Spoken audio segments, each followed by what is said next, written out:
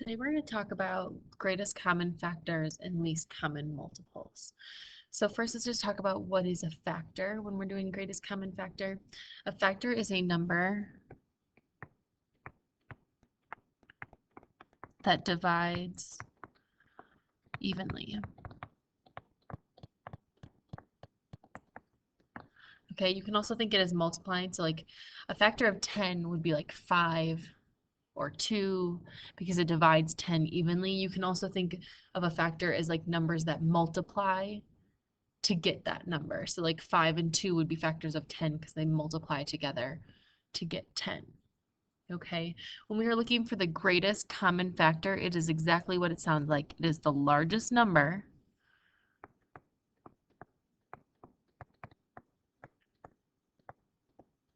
or let's just say largest factor since we're talking about factor. So it's that largest factor, that largest number that divides evenly or that multiplies to get to the number that they have in common. Common meaning same. Okay, so it's the largest number that they have a same factor. It's the largest same factor that both numbers would have. Okay, so when we find a greatest common factor, we're going to list the numbers or the factors least to greatest for each number. And then we will circle the largest factor that they have in common. Okay, so let's do the greatest common factor of 24 and 40. Okay, when I do this list, I like to do the factors together. So for example, a factor of 24, here I'll do them in different colors so that they pop a little better, would be like 1 and 24, because 1 times 24 would get us to 24. Then we would have 2, and 2 times 12 would get us to 24. Then we have 3, and it's 3 times 8. Then we have 4, and it's 4 times 6. Okay, 5 times something doesn't equal 24. So these are all of our factors for 24. You'll notice that they start lining up when you do that like rainbow-ish method, I guess. So let's do the same thing for 40. Again, we'd have 1 and 40, 2 and 20. 40 cannot be divided by 3, so we'd have 4 and 10. We would have 5 and 8. Okay. And then 6 and 7 don't multiply to equal 40, so we're done. Now we're going to go through and we're going to circle all the ones that they have in common. They both have 1s, they both have 2s, they both have 4s, they both have 8s, and that's it. Okay, so the greatest common factor, the biggest number that they have in common for their factors is 8. So the GCF, or the greatest common factor for 24 and 40, is 8. Okay. Go ahead, pause the video, and try on your own to find the greatest common factor of 12 and 56. All right, right now we should be only resuming if we are done. So I'm going to go through this pretty quickly. Greatest common factors of 12 and 56. 12 would be 1 and 12, 2 and 6, 3 and 4. 56 would have 1 and 56, 2 and 28.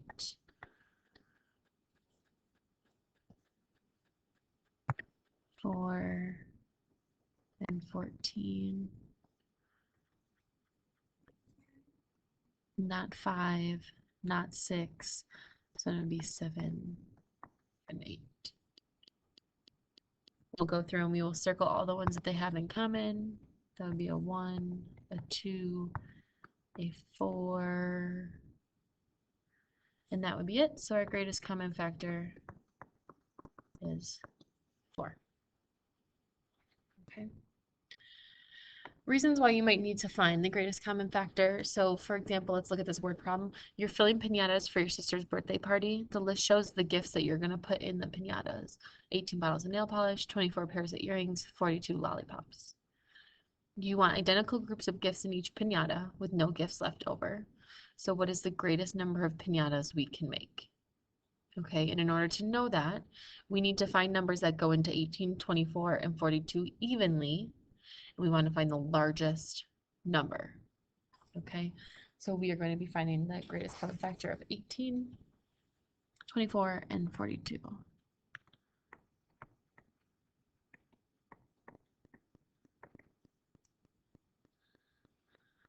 All right, so go ahead if you want to pause the video, work ahead, you may. I've got 1 and 18, 2 and 9, 3 and 6, no 4, no 5. So that's it. 24, I've got 1 and 24. I think we did 24 above, so you could just copy your list. 1, 2, 3, 4, 6, 8, 12, 24. And then for 42, we got 1 and 42, 2 and 21, 3 and 14. Let me just double check. Yep. 4 does not go in there. 5 does not go in there. 6 and 7. Okay. All right, so then we'll go through and we'll circle. We've got 1s, we've got 2s, we've got 3s, we've got 6s, and that is all that we have in common. So the greatest number of piñatas we can make evenly for these supplies would be 6.